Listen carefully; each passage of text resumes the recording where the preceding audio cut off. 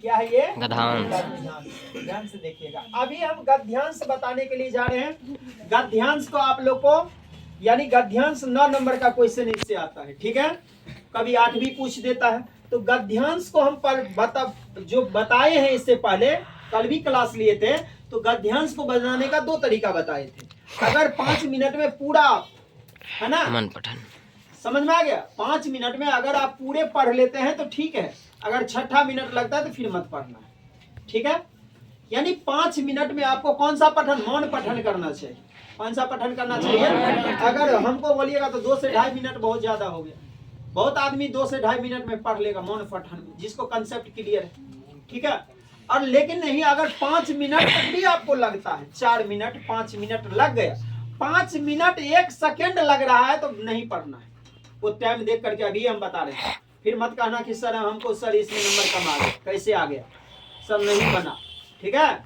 अभी बता रहे हैं, अगर 5 मिनट में आप गद्यांश पढ़ लेते हैं तो ठीक है। अगर 5 मिनट 1 सेकेंड लगता है तो डायरेक्ट आपको दूसरा विधि भी हम बता चुके हैं।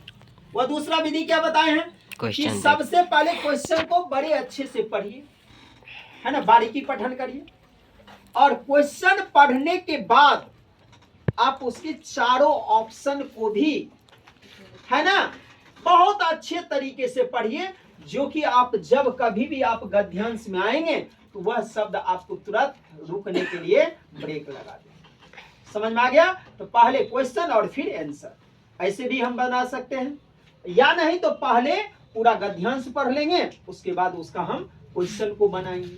2 तरीका बता दिए, जिसको जो तरीका में एक्सपर्ट हो सकते हैं, निपुणता हासिल कर सकते हैं, वो आदमी कभी ऐसा नहीं हो सकता है कि बहुत आदमी क्वेश्चन को देख करके ही बहुत अच्छा से सॉल्व कर लेता है ना, 8-9 ले आता है। और बहुत आदमी ऐसा भी होता है कि नहीं सर पहले पढ़िए लेते हैं, जिसको अपना अनुभव अच्छा है, तर्क अच्छा है, वो भी इसका इस्तेमाल कर सकते हैं। लेकिन ज्यादा बेटर होगा कि जिसका कंसेप्ट क्लियर है वो पढ़ ही लेगा, और बहुत अच्छा है। समझ में आ गया? बहुत अच्छा होगा, और उसके बाद क्वेश्चन बनाना भी आसान रहेगा। और अगर वो विधि भी आप अपनाते हैं तो किसी एक ही विधि पर रहना है, दोनों विधि में नहीं जाना है। इन्हीं के आधा पढ़ ले लिए पैराग्राफ, आज सीधा डायरेक्ट क्वेश्चन बन बोलेंगे, ये विधि नहीं अपनाना है, ठीक है। समझ में आया ना? दोनों में से एक ही विधि को अपनाना। चलिए, तो अभी जो हम बता रहे हैं ध्यान से देखिए।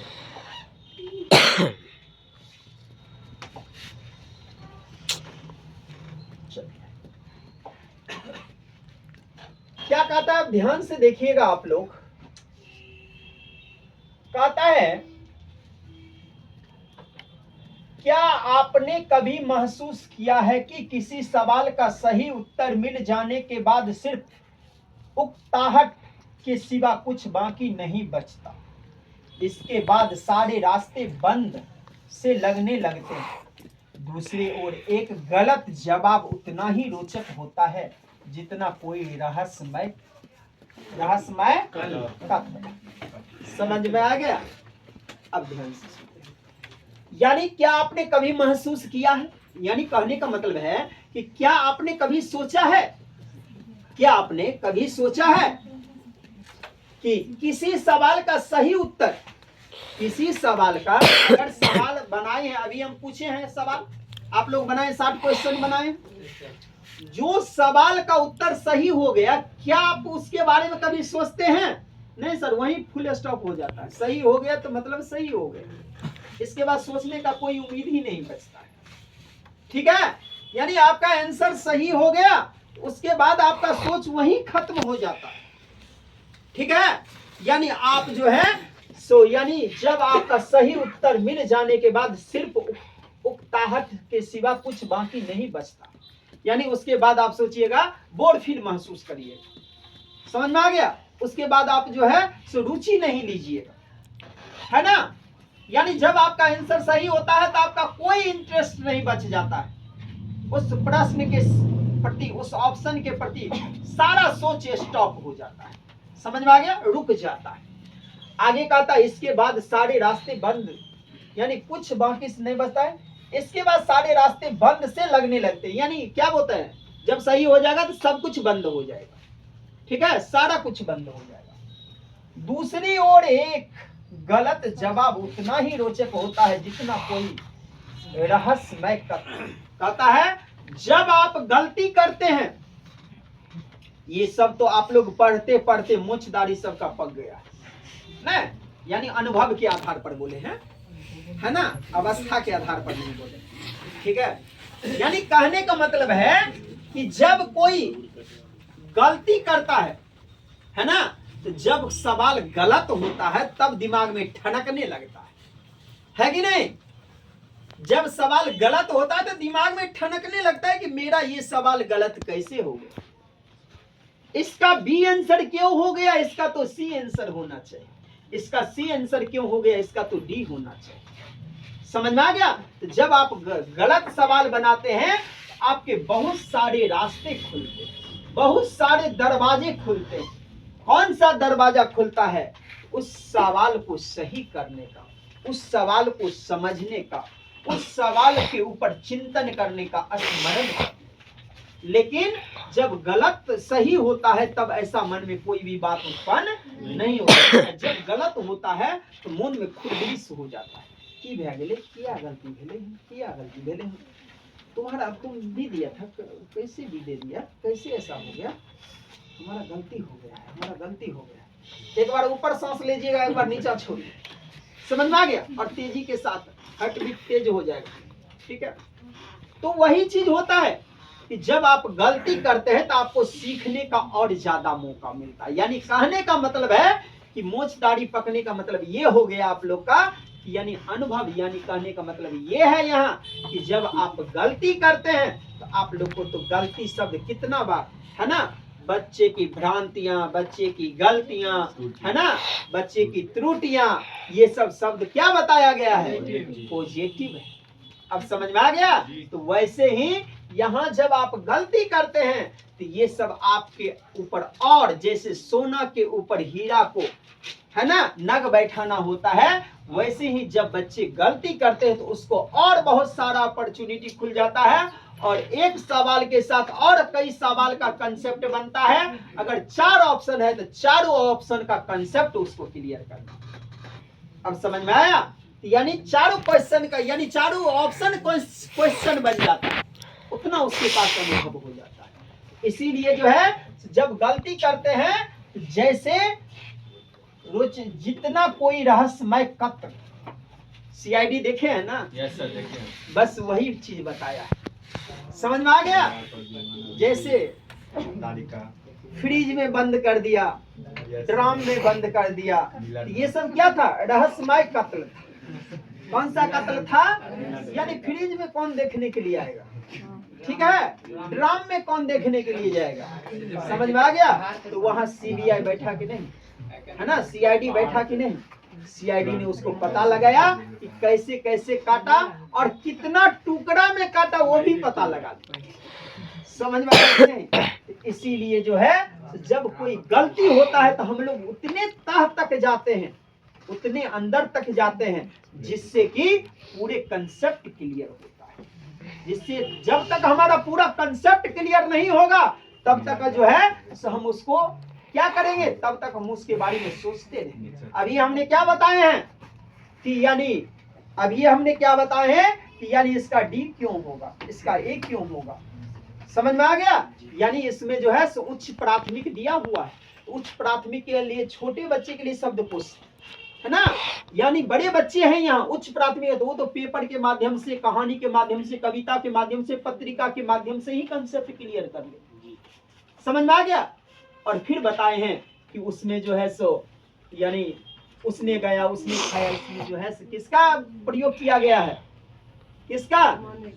सामान्यकरण का प्रयोग किया गया। अब समझ में आ गया। तो अब सीधा समझ लेना, आंसर सही करना, ये बात नहीं मैंने रखता। कंसेप्ट और ज्यादा पक्का हो गया कि नहीं इसका यही होगा। अब ये क्वेश्चन आएगा तो और 100% सही होगा, नहीं यही होगा। समझ में आ गया। तो गलत क्वेश्चन जो आज बच्चा गलती करता है वो क्वेश्चन उससे जब सीख लेता है तो फिर कभी भी वो गलती गलत होने का सपना भी रात में नहीं देख सकता है। समझ में आ गया। सपनों में सही कर देगा। समझ में आ गया? अब गलती करना और सही करना, तो ज्यादा अच्छा कौन हुआ? सही करना ज्यादा अच्छा नहीं हुआ।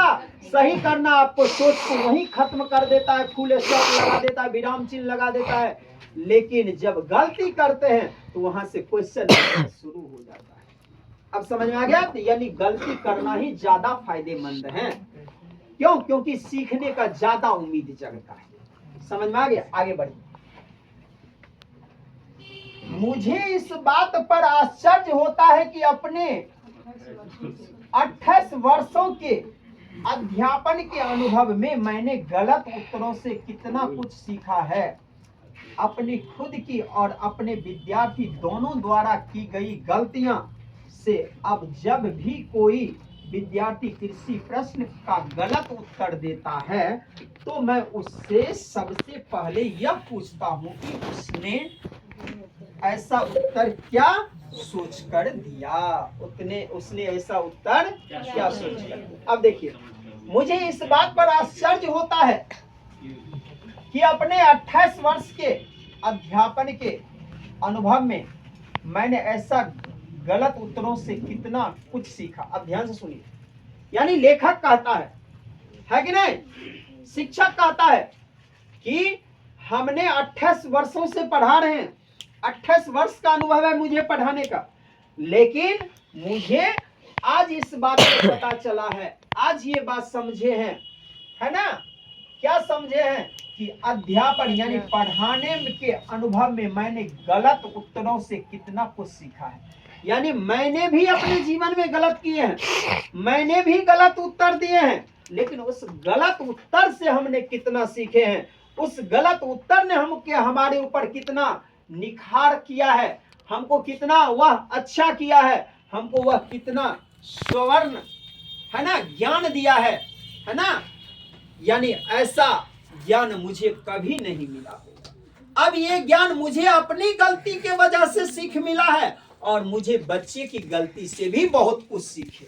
जब बच्चा गलती करता है तो सिर्फ बच्चे ही नहीं सीखते हैं, शिक्षक भी सीखते हैं। समझ में आ गया? और एक अच्छे शिक्षक जो हैं वही हो सकते हैं जो कि हमेशा अपनी गलती को सुधार करें, अपने गलती से सीखें, एक नई चीज पढ़ाने से पहले खुद पढ़े। समझ में आ गया? एक अच्छे शिक्षक वही होते हैं, है ना। जब तक आप पढ़ते हैं तब तक आप टीचर हैं, है ना। जब तक पढ़ते हैं, पढ़ करके पढ़ाते हैं, तब तक आप टीचर हैं। और वैसे पढ़ाने के लिए आ गए तब आप टीचर नहीं रह गए।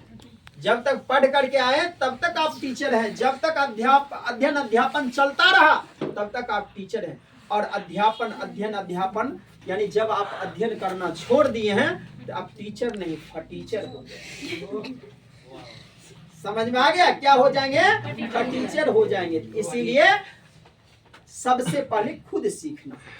समझ में आ गया? सबसे पहले खुद अपने अंदर ज्ञान को अधिगम करना है। समझ में आ गया? यानी कहता है कि हमने अपनी गलती से बहुत कुछ सीखे। और विद्यार्थी क्या कहता है? अब जब भी कोई विद्यार्थी किसी